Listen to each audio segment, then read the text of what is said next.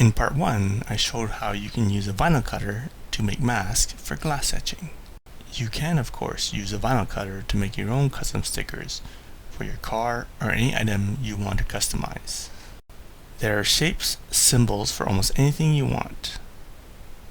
TrueType font means it is a vector format, so you can scale it up and down without any loss of resolution. So with these symbols and a vinyl cutter, you can make a variety of stickers or masks for glass etching. The next step of glass etching will produce more impressive results and can actually take a bit less work compared to making custom artwork for masks. I like to use these double glass frames where you're supposed to tape a photo to the back glass so it appears that your photo is floating. Say you like a particular show and you want to create a glass etching of it. In this case, the show is iZombie. I searched for images from the show and picked out a few that I liked.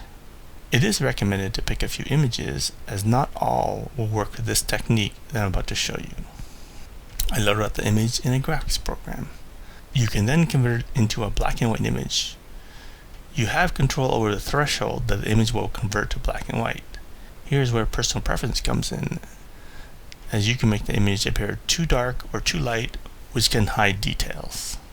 After you have decided on the level of the image, you can modify the image to make it better or add items.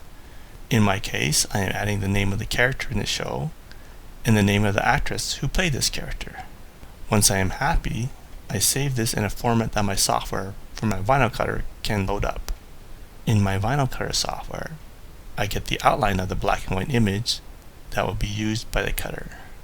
Once I am happy with the size, I can send it to the vinyl cutter. I don't have transfer tape for this large image, so I will place the vinyl on one of the sheets of glass, pull off the backing, and once I'm happy with the location, I will drop the second glass onto the adhesive back of the vinyl. I will then turn it over and make sure the vinyl is pressed down. I will then remove the areas that I want to be etched.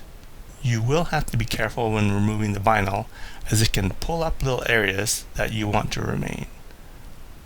I use a set of tweezers or the end of an X-Acto knife to hold parts down that I do not want to be accidentally pulled up. Once this is done, you can use a chemical etchant as shown in the previous video.